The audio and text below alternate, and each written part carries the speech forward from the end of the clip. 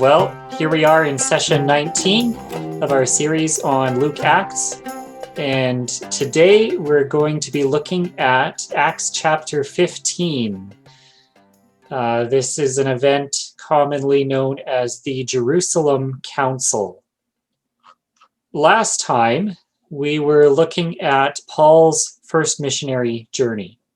If you remember, we had our map. So Paul started out in Antioch, city of Antioch of Syria, and went through Crete and up into Asia Minor, and then back again. And Antioch was kind of like his headquarters, his home base for all his journeys. Well, today we're going to follow Paul on a journey, but it's going to be a journey in the opposite direction. This time, Paul's going all the way down to Jerusalem, which is way down here, near the bottom of the map. So that's quite a journey for him. Paul and Barnabas are going to make that trek. Acts 15, in some ways, represents the heart of the book of Acts. This chapter, in this chapter, the apostles and elders gather together to discuss the role of Gentile believers. And as I was mentioning just before we started recording here, it just so happens that I recently completed a thesis on Acts chapter 15. So this passage has been a matter of close study for me for several months now, and that doesn't necessarily mean I've got everything right or I know everything about it or anything like that, but I believe that a compelling case can be made concerning the role of Torah in Acts 15, and we'll be looking at that a little bit as we go on. So, and hopefully this will be edifying and helpful along the way, and not just interesting to me. All right, so we're going to start by reading the first half of Acts chapter 15, and then we're going to talk about some of the important issues of interpretation, the role of circumcision. We'll talk a bit about these 4 prohibitions that show up in the chapter, and we'll see how much time we have for other stuff to dive into. Okay, so to start, could I get a volunteer to read Acts 15? We're going to read verses 1 to 21. But some men came down from Judea and were teaching the brothers, unless you are circumcised according to the custom of Moses, you cannot be saved. And after Paul and Barnabas had no small dissension and debate with them, Paul and Barnabas and some of the others were appointed to go up to Jerusalem to the apostles and the elders about the question. So being sent on their way by the church, they passed through both Phoenicia and Samaria, describing in detail the conversion of the Gentiles, and brought great joy to all of the brothers. When they came to Jerusalem, they were welcomed by the church and the apostles and the elders, and they declared all that God had done with them. But some believers who belonged to the party of the Pharisees rose up and said, "It is necessary to circumcise them in order to keep for them and to order them to keep the law of Moses." The apostles and the elders were gathered together to consider this matter, and after there had been much debate, Peter stood up and said to them, "Brothers, you know that in the early days God made a choice among you, that by my mouth the Gentiles should hear the word of the gospel and believe. And God, who knows the heart, bore witness to them by giving them the Holy Spirit, just as he did to us. And he made no distinction between us and them, having cleansed their heart by faith. Now, therefore, why are you putting God to the test by placing a yoke on the neck of the disciples that neither our fathers nor we have been able to bear? But we believe that we will be saved through the grace of the Lord Jesus, just as they will." And all of the assembly fell silent, and they listened to Barnabas and Paul as they related what signs and wonders God had done through them among the Gentiles. After they finished speaking, James replied, "Brothers, listen to me. Simeon has related how God first visited the Gentiles to take from them a people for his name. And with this, the word of the prophets agree, just as it is written. After this, I will return, and I will rebuild the tent of David that has fallen, and I will rebuild its ruins, and I will restore it, that the remnant of mankind may seek the Lord, and all the Gentiles who are called by my name, says the Lord, who make these things known from of old. Therefore, my judgment is that we should not trouble these Gentiles who turn to God, but should write to them to abstain from the things polluted by idols, and from sexual immorality, and from what has been strangled, and from blood. For from ancient generations Moses has had in every city those who proclaim him, for he is read every Sabbath in the synagogues. Excellent. Thank you. So in this chapter, there is a dispute going on. If we go back to the opening verses, we have these people, two different groups of people, bringing forth a particular position. I'm going to call them the circumcisers. They're the ones who want to see the Gentiles get circumcised. So let's look at what it is that they're proposing here.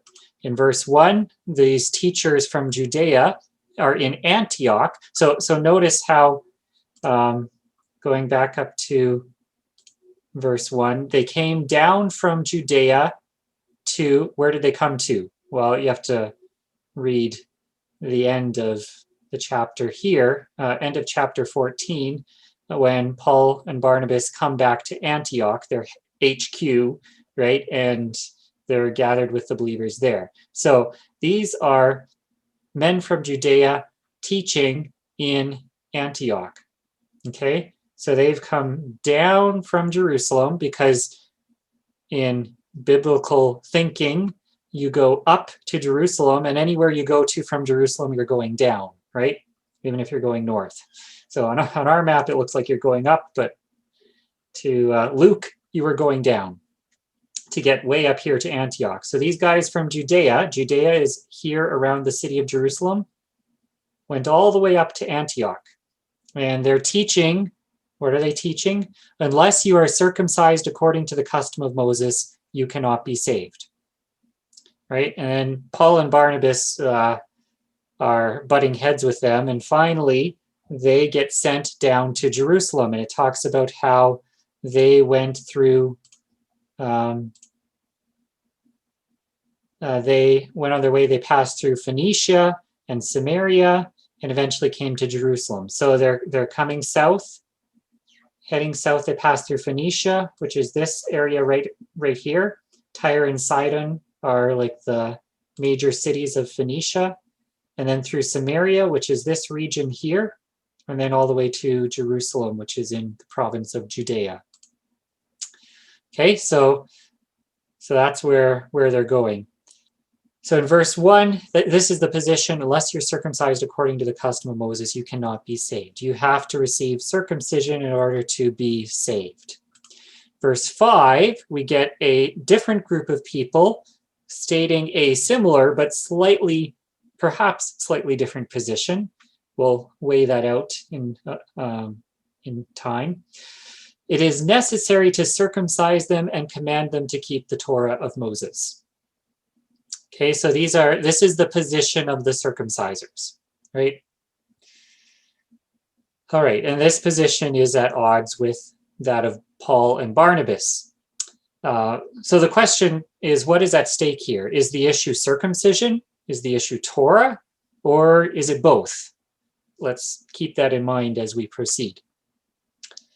The apostles and elders, they meet to discuss the matter, and they end up deciding firmly on the side of Paul and Barnabas. They're fully in agreement with Paul and Barnabas's position.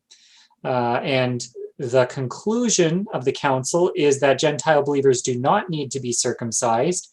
Instead, James concludes that the Gentile believers are to follow these 4 prohibitions. He gives them these 4 rules for Gentiles. they are to abstain from food offered to idols, from sexual immorality, from strangled things, and from blood. So this event, Acts 15, is a pivotal event in the narrative structure of the book of Acts. We've been building up to this moment, and this is going to be a watershed for what follows. The problem is that this chapter has caused a lot of scholarly debate about a couple of important issues. And unfortunately for us modern readers, Luke's account is admittedly abbreviated. Luke is not going into some of the details that we really wish he would have gone into. These are probably things that his readers would have known and would have taken for granted. But here we are 2,000 years later, and we're left with a lot of questions. And a particular thorny question is where did these four rules come from? Like what are they? What is their purpose? Why did the apostles decide on these four? And those sorts of things. It seems like a bit of an odd list, to be honest, right? Like, okay, you can see how avoiding idolatry and sexual immorality, those are big things. But what's this strangled things and blood? Right? Is this talking about bloodshed, avoiding like killing people, or is this talking about avoiding eating blood?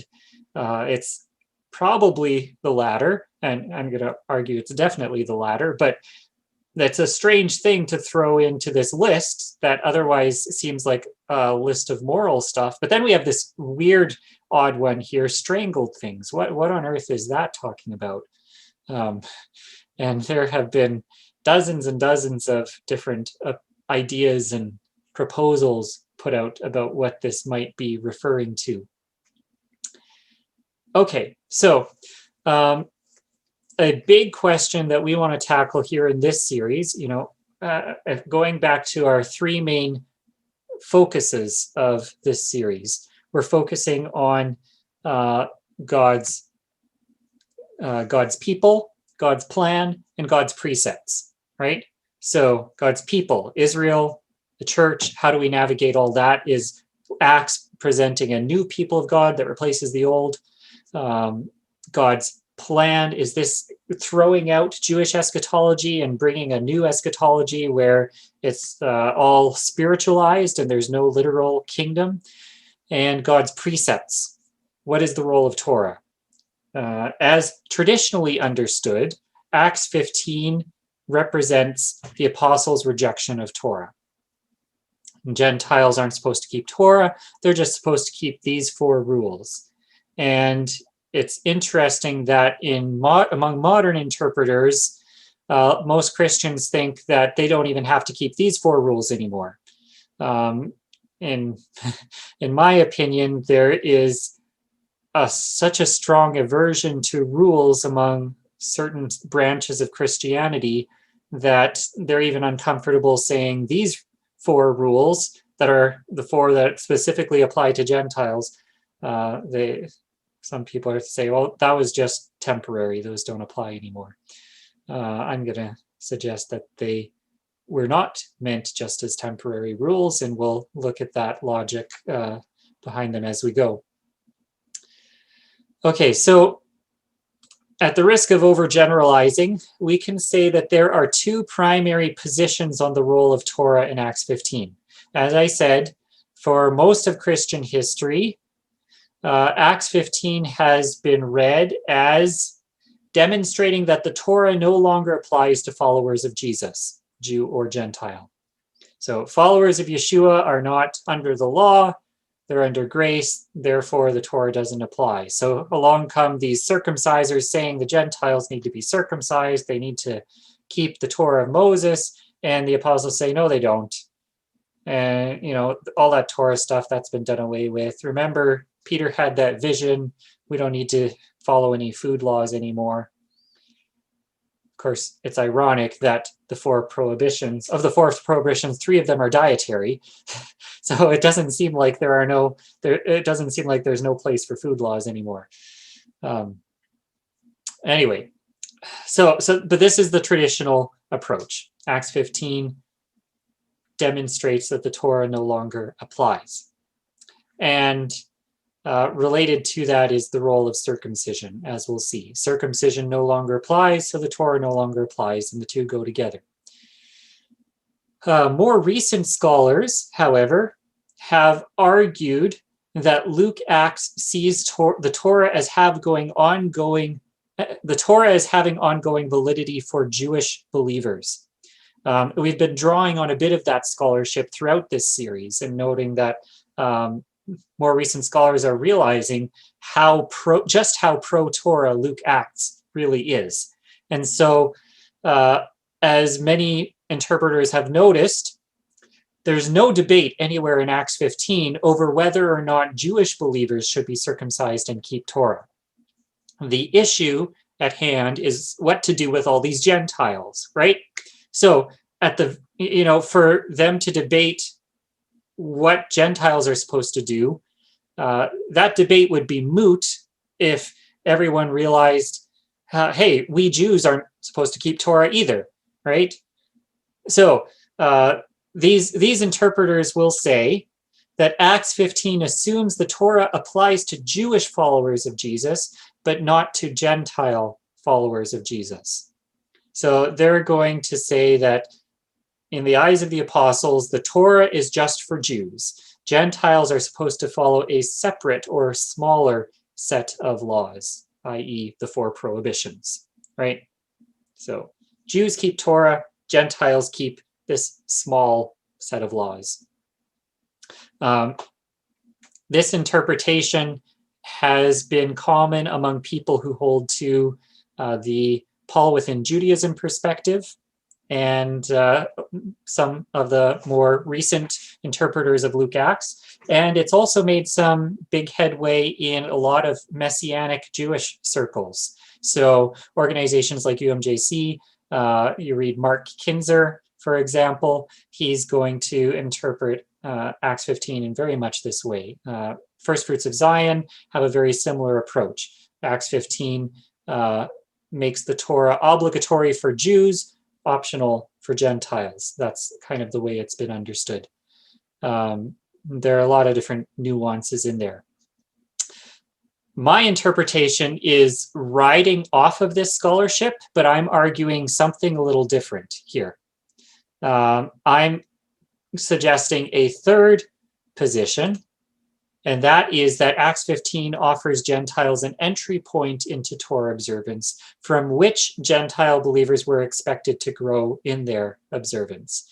It does not lay out the maximum of Torah for Gentiles. It does not distance Gentiles from Torah. On the contrary, it brings Gentiles closer to Torah and opens the door for them to embrace more Torah than just these four rules. So that's going to be what I'm making a case for. Before we do that, though, before we dive too much into defending that, we're going to have to look at the role of circumcision. Okay, so older scholarship on Acts 15 sees it as the basis for the Christian rejection of circumcision, right? Jews practice circumcision, but Christians don't because of Acts 15 and Paul, right? Because Paul says you shouldn't, and Acts 15 says you shouldn't, and therefore you shouldn't. That's the traditional Christian interpretation. And so this older scholarship sees in this a fundamental rejection of Torah. Since circumcision is a commandment of the Torah, by rejecting circumcision, the apostles were rejecting the Torah. That's the logic behind that way of interpreting Acts 15. Of course, there's a problem with that way of interpreting this. There's several problems, not least of which is the fact that throughout the rest of Luke Acts, all the references to circumcision are overwhelmingly positive. Okay, let's look at some of them.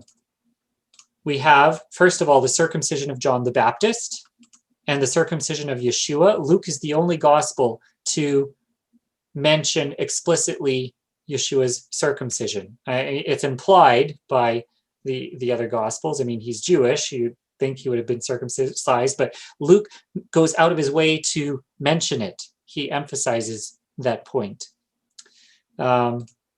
The circumcision of Isaac in Stephen's speech. If you remember back in Acts chapter 7, as Stephen is giving his speech, he's addressing these accusations that he's teaching against Torah, that he's teaching against the temple.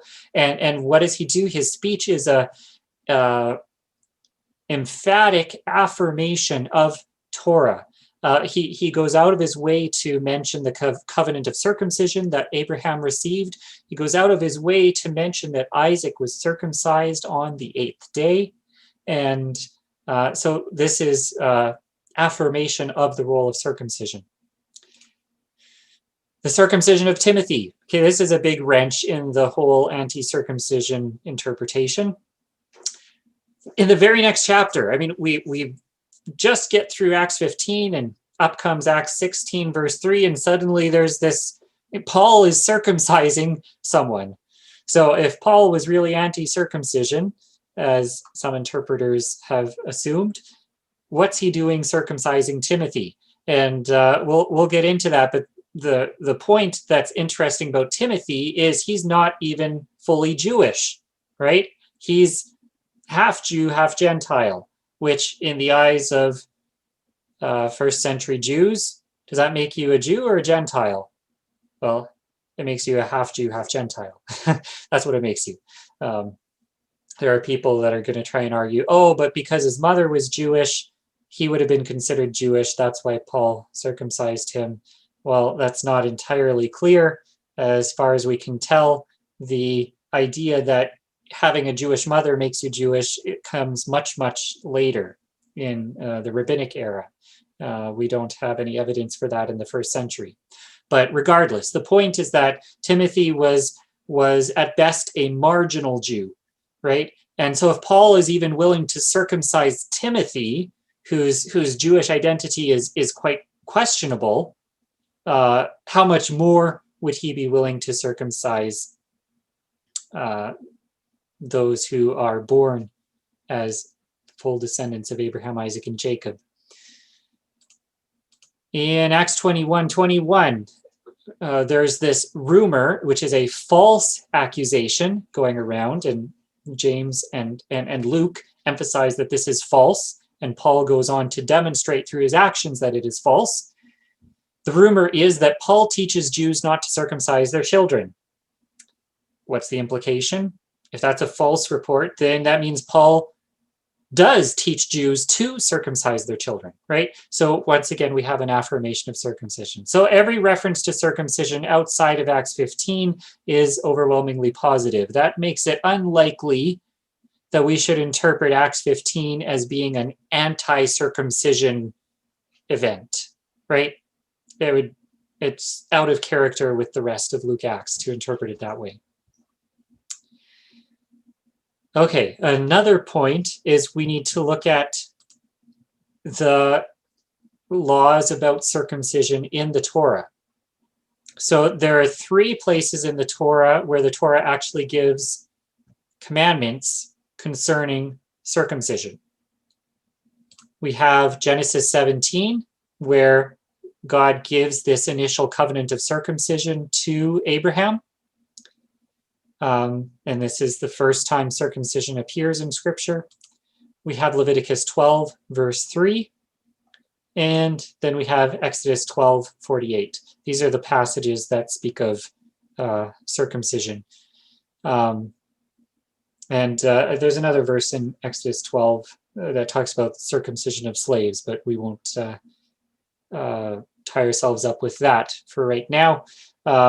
Let's take a quick look at some of these passages, because we're trying to deal with what's the logic behind the apostles saying Gentiles don't need to be circumcised?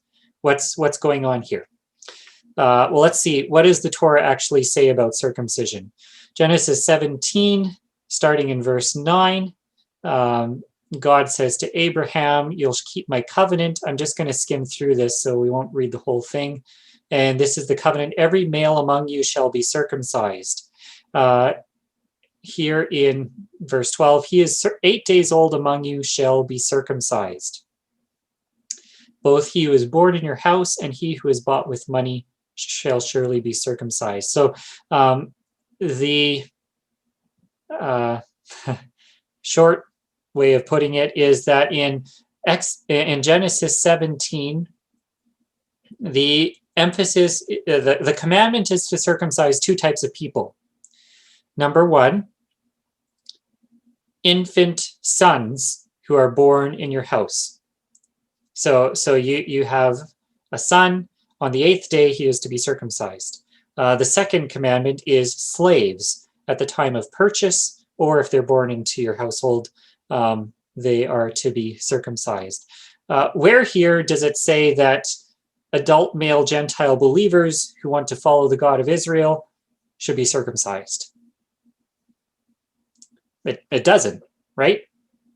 There's no specific commandment in this passage. I mean, like taking it at face value, maybe you could read into it by saying, every male among you, meaning, well, even if someone later decides to join the community as an adult and they weren't circumcised as a kid, then they shall be circumcised. Maybe you could read that into the passage, but it doesn't say that explicitly here, does it? And what's significant is that some first century Jews or late Second Temple era Jews specifically read this as applying only to infants on the 8th day, infant males on the 8th day. They saw adult male circumcision as invalid. It's too late. If you're already an adult, it's too late to get circumcised. You're supposed to be circumcised on the 8th day. That's it. That's how some Jews of the Second Temple era understood this passage. If you want more details on that, I go through some of that in my thesis. So when that comes out, you can take a look. Okay, the next passage is Leviticus 12, verse 3. And on the 8th day, the flesh of his foreskin shall be circumcised. So when you have a son, when a woman gives birth to a son, it talks about the periods of impurity that she goes through, and then it mentions that on the 8th day, the son shall be circumcised. So again, nothing here about circumcising adults. It's only about circumcising infants, right? Okay, those are the two big passages that give commandments about circumcision. Then we have this third passage, Exodus 12, verse 48. If a stranger, here it's the Hebrew word ger, if a ger, a sojourner, shall sojourn with you and would keep the Passover to the Lord, let all his males be circumcised, then he may come near and keep it. It's a bit ambiguous the way this says it, but ve'asa fesach ladonai is literally like to offer the Passover sacrifice to Adonai. This is not talking about the feast of Passover in general. In fact, if you back up a little earlier in this chapter, it specifies that sojourners have to abstain from leaven. Doesn't say only if they're circumcised. Whether or not they're circumcised, a sojourner has to abstain from leaven. But in terms of eating the sacrificial meat of the Passover lamb, he and his males have to be circumcised. Then he may come near and do it. I mean, like offer that sacrifice, eat that Passover lamb. He shall be as a native of the land, but no uncircumcised person shall eat of it. There shall be one law for the native and for the stranger who sojourns among you. All right, so this passage, or this verse, could be taken, it's possible, if you wanted to take this as saying that any sojourner who wants to worship the God of Israel has to be circumcised. It's not what the passage says, but you could imagine someone interpreting it that way. And there were people, there were Jewish people in the first century who did interpret it that way. But that's not the only way you could interpret this passage, right?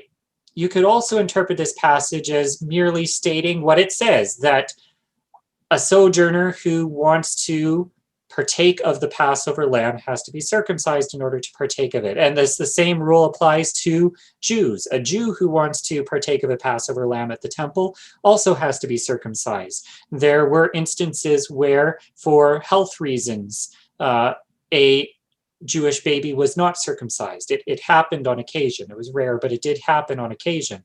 Those Jewish males were not allowed to partake of the Passover lamb, but they were allowed to partake of all the other elements, right? You can still have the matzah and the bitter herbs, these other aspects of Passover that are commanded in Scripture, but the Passover lamb is off limits if you're not circumcised. Okay, so my point is that there's no explicit commandment in the Torah that says an adult male non-Israelite who wants to follow the God of Israel has to be circumcised.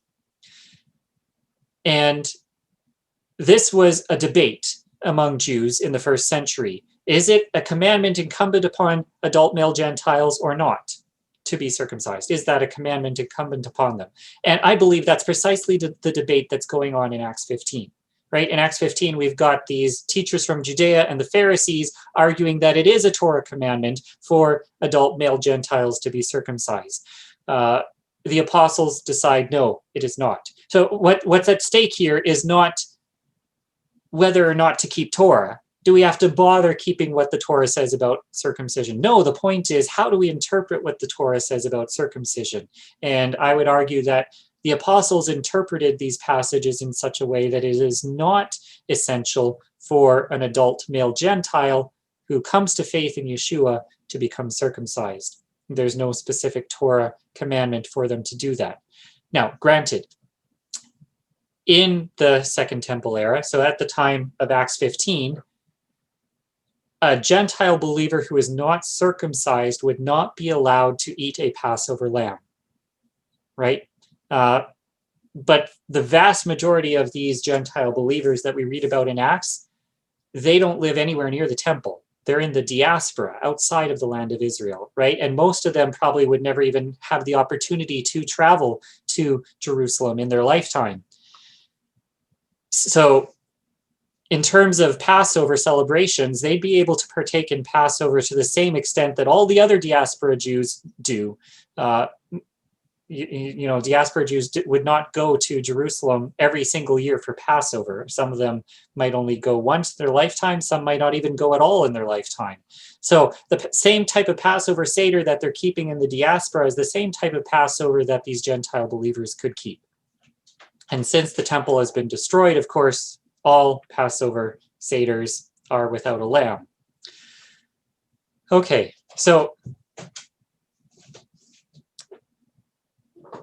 in the late Second Temple era, circumcision began to be used for a new purpose, as a rite of conversion for Gentiles to become Jewish. This was an innovation in Judaism. The earliest evidence we have for this use of circumcision is from the 2nd century BCE. In other words, a Gentile who's attracted to the God of Israel, it became an option where you could receive circumcision and thereby become a Jew or Jewish, right? Even if you're not a Jew, you'd be Jewish. Not all Jews accepted the legitimacy of this innovative use of circumcision. That's not the purpose of circumcision in the Torah, for a Gentile to turn into a Jew. And some Second Temple era Jews contested this use of circumcision. And in fact, in the book of Jubilees, for example, we see this emphasis that only 8th day circumcision is covenantal. Only 8th day circumcision is valid. A Gentile who gets circumcised as an adult, all he is a Gentile who got circumcised as an adult. He's not a Jew. There's one particular scholar, his name is Matthew Thiessen. Incidentally, he teaches at McMaster University, and he is one of the professors I'll be studying under there. He's written extensively about this and argued for this this fact. He's argued extensively that Paul And the other apostles rejected the imposition of circumcision on Gentile believers, not merely because they thought it was unnecessary for Gentiles to become Jews, but because they believed it was impossible for a Gentile to become a Jew. That puts a different spin on Acts 15 if we read it through that light, realizing that this was a debated issue in their day, right? Perhaps it was a minority position that the apostles opted for, but by rejecting circumcision, this is not the same as rejecting Torah, right? It's perfectly possible for a Gentile to follow the God of Israel and even follow Torah without being circumcised. A Gentile believer who remains uncircumcised would, like I said, not be able to eat a Passover lamb, but he would still be able to keep the festivals and follow Torah.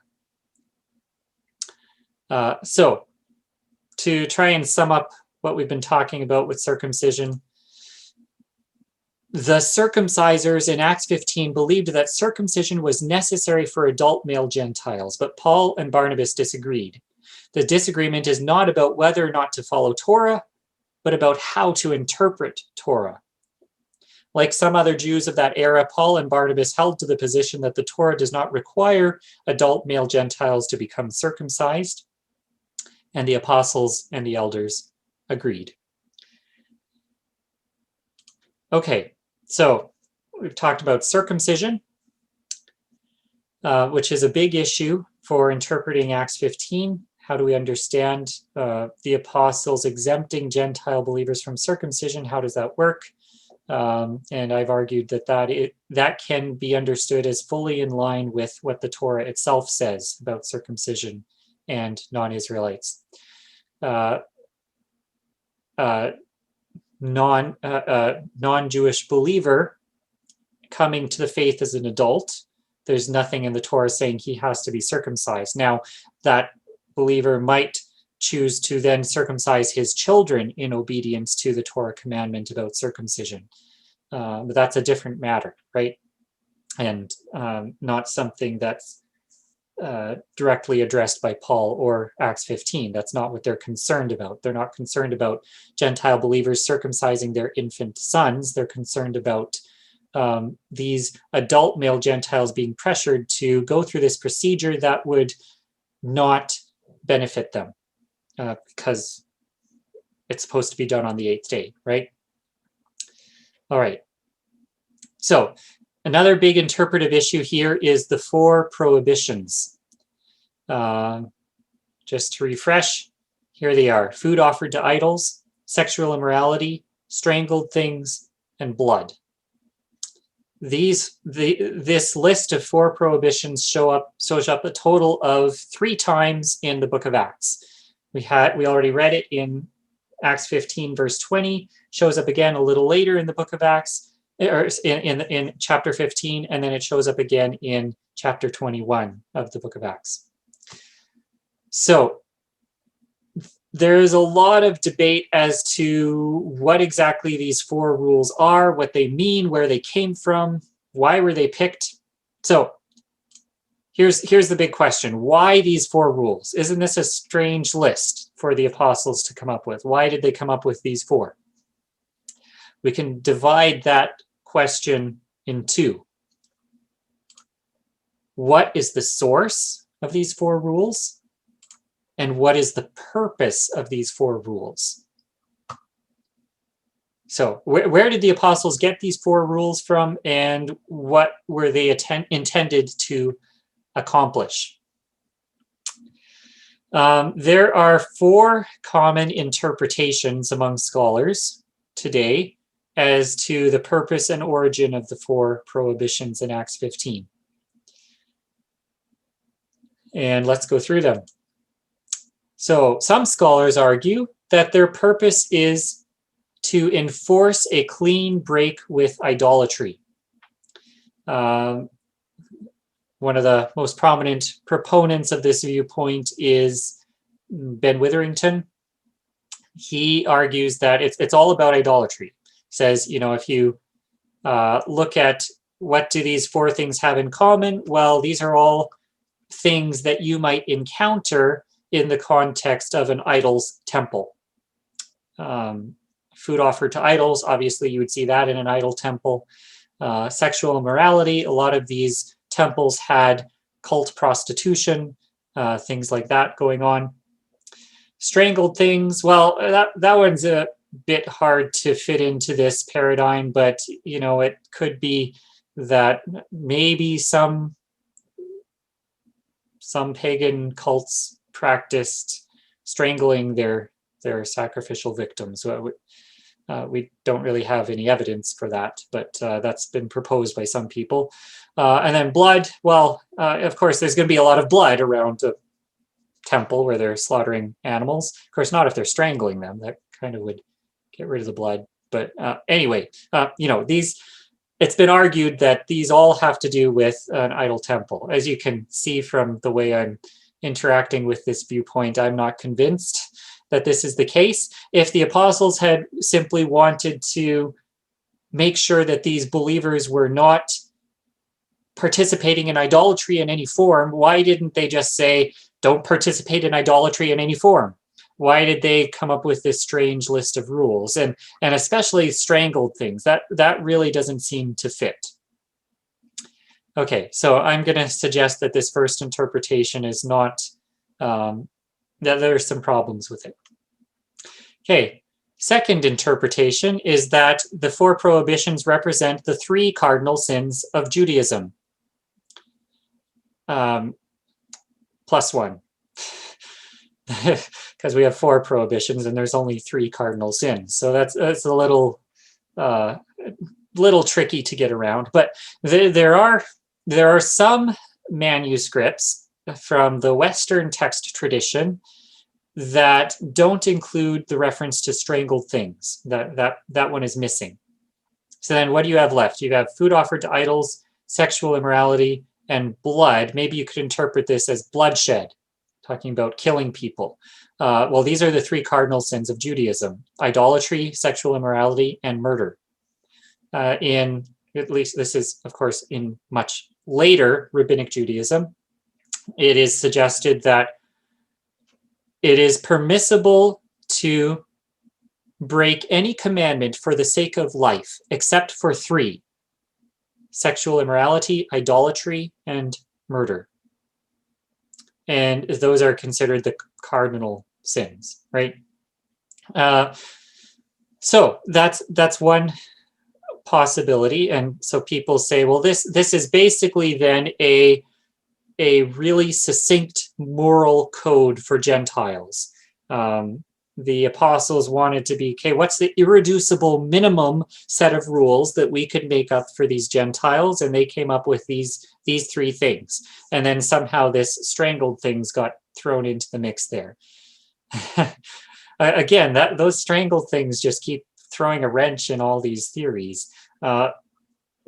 Those who've done the textual analysis, I'm not going to go into the details here, but they argue that, no, this is original. Strangled things belong in the list, and that makes it very unlikely that we're dealing with the 3 cardinal sins.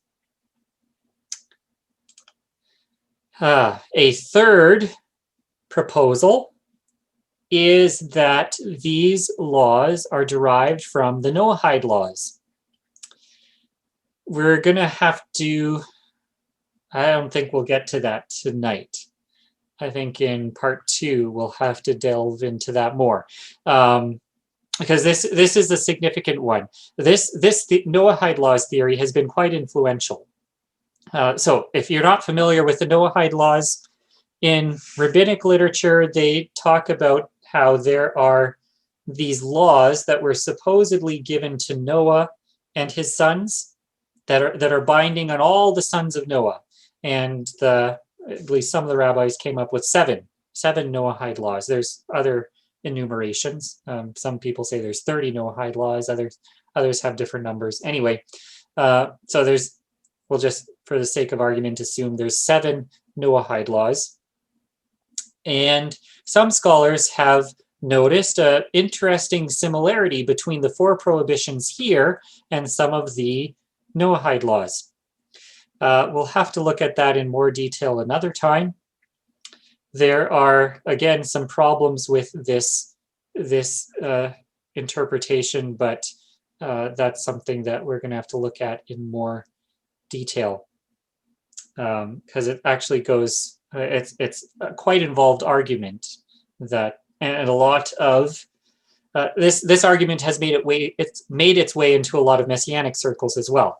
So we're going to have to take it seriously and look more closely at it. But I'm going to suggest that there are problems with that interpretation as well. Okay, the fourth proposal is that these 4 prohibitions are the Torah's laws for sojourners. It just so happens, if you look at Leviticus 17 and 18, you see the Torah says these are, it gives commandments, and for each of these commandments it says this is for both the native and the stranger who sojourns among you. And it just so happens that these 4 rules can be found in Leviticus 17 to 18. So some scholars are going to say this is it. This is the connection. Here's let's take a look at that in a little more detail, because I'm going to say that this is partially correct, but there's also some problems with the way this position is usually articulated. If the 4 prohibitions come from Leviticus 17 to 18, well, why would the apostles have selected just these 4 laws from the Torah? Out of all the commandments in Torah, why these 4? Well, here's what one New Testament scholar has to say about it. He says, what links these 4 prohibitions together and at the same time distinguishes them from all the other ritual requirements of Moses is that they, and only they, are given not only to Israel, but also to strangers dwelling among the Jews. Whereas in other respects, the law applies solely to the Jews, it imposes these 4 prohibitions on Gentiles also.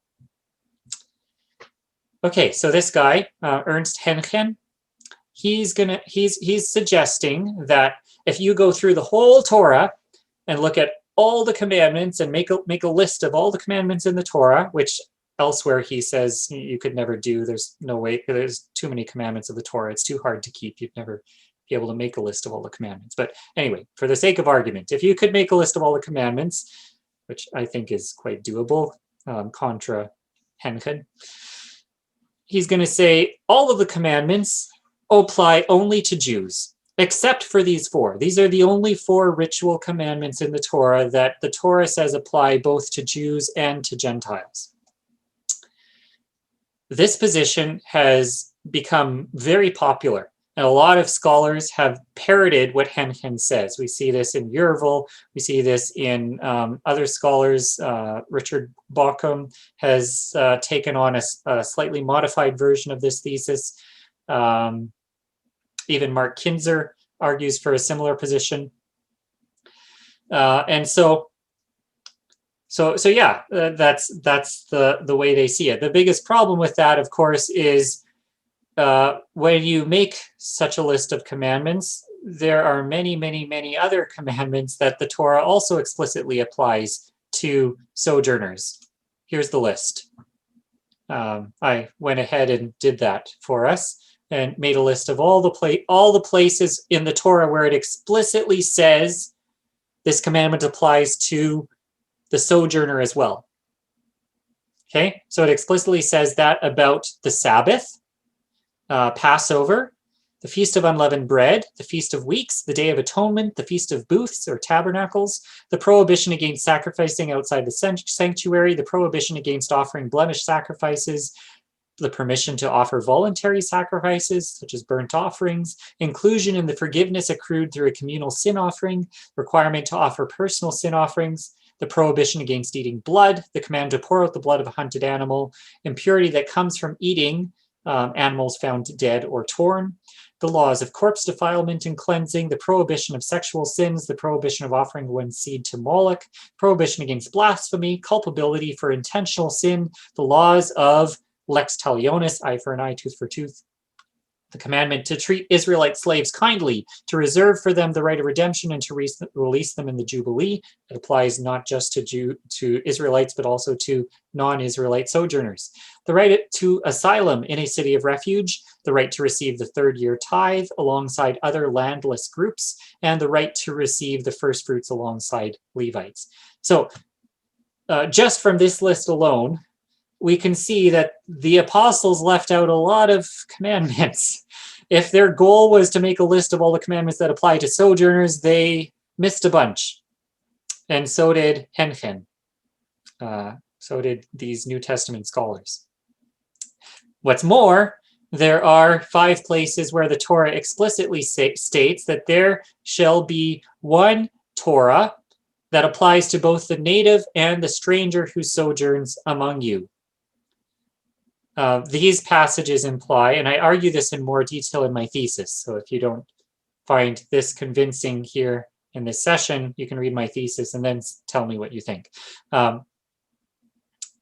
These passages suggest that the entire Torah applies to sojourners, to non-Israelite sojourners, just as much as to the native born. And so it's not just, we shouldn't be looking at, oh, does this commandment say it applies to the sojourner? If it doesn't say that explicitly, then it must not. In my opinion, that's a faulty interpretation. We should understand the entire Torah as applying to both native and sojourner.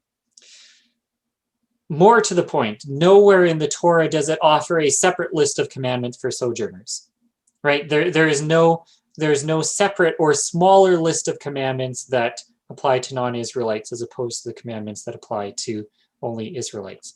I'm going against what a number of major scholars have said, but in my opinion, they just have not, they leave out part of the evidence when they claim that, oh, well, the Torah itself differentiates in, what applies to Israelites and what applies to non-Israelites. I don't think that's the case.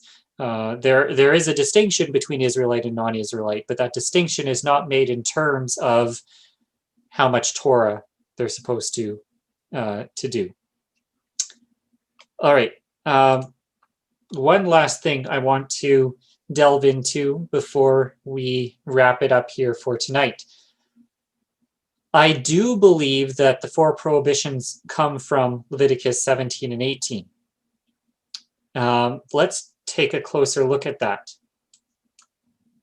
Okay, if we go down to Leviticus 17, verse 8, any one of the house of Israel or of the strangers who sojourns among them who offers a burnt offering or sacrifice and does not bring it to the entrance of the tent of meeting to offer it to the Lord, that man shall be cut off from his people. Actually, if we back up a bit, it makes it more explicit here.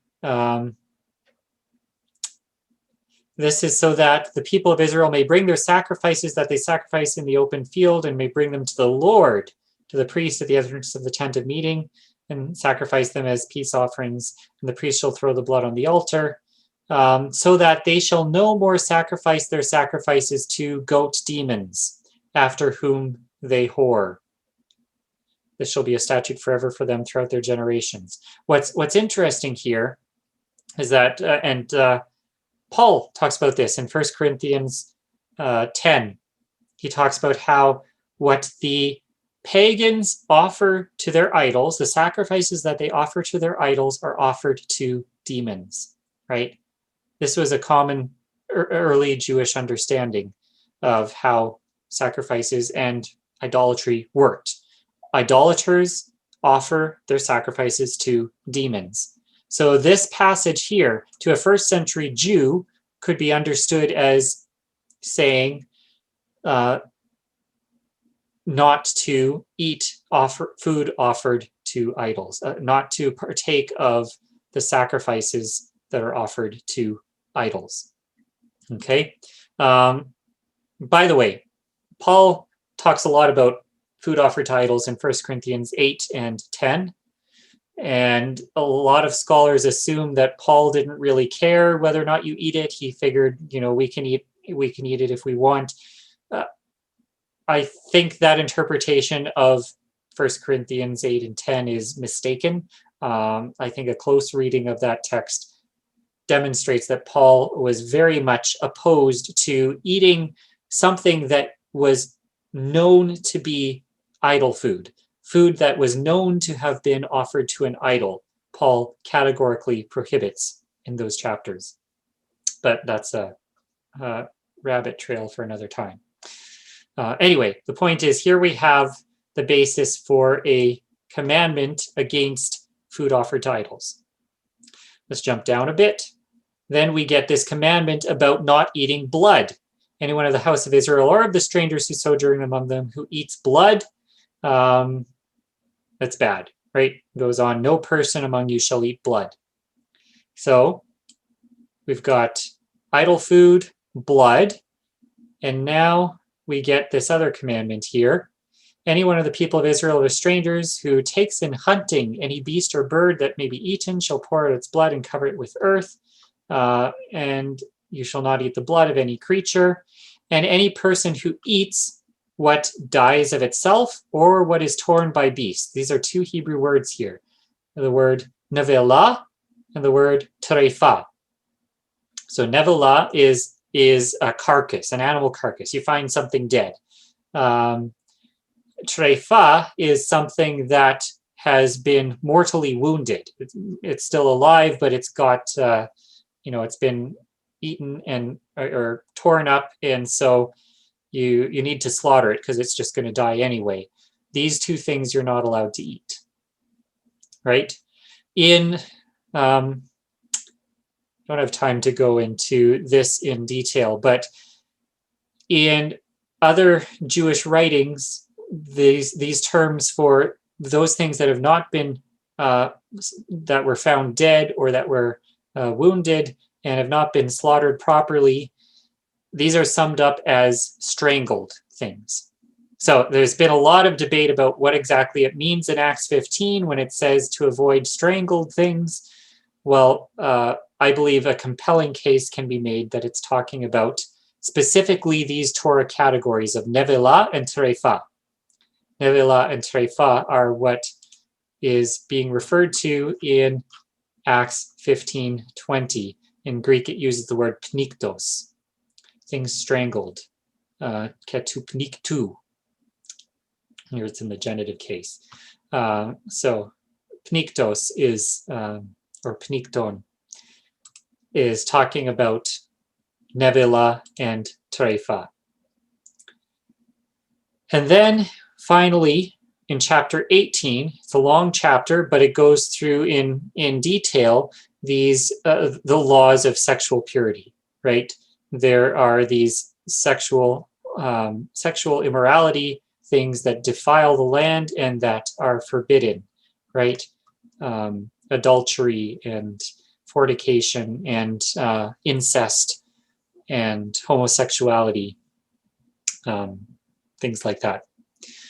Okay, so what's interesting is that not only the content of the four prohibitions, oops, didn't mean to do that, not only the content, but even the order of the four prohibitions, if you look at it, not the first time it appears in Acts, but in the next two times it appears. So if we jump down to Acts 15:29, you abstain from what has been offered to idols, from blood, from what has been strangled, and from sexual immorality. That's the exact same order that they appear in Leviticus 17 and 18. If you jump down to Acts chapter 21, when the four prohibitions appear again, they appear in the same order. I think that's too conspicuous to be just a coincidence. I think that there's that these four rules are intentionally drawn from Leviticus 17 and 18. Why? Why are they drawn from there? It's one thing to say that this is where they come from. This is their source. But why did the apostles choose those four laws of the Torah? Out of all the laws of the Torah, why those four? It's obviously not just because these are laws that apply to sojourners, since, as I've said, I believe the whole Torah applies to sojourners. But the apostles chose from the very heart of the Torah. I mean, here we're very close to the middle point of the Torah, Leviticus 17 and 18. And they chose commandments from the very heart of the Torah to represent that which they want the Gentiles to keep. Why? We're going to have to answer that question next time. So this is a to be continued. Hope you'll tune in next time for the next session of our series on Luke Acts.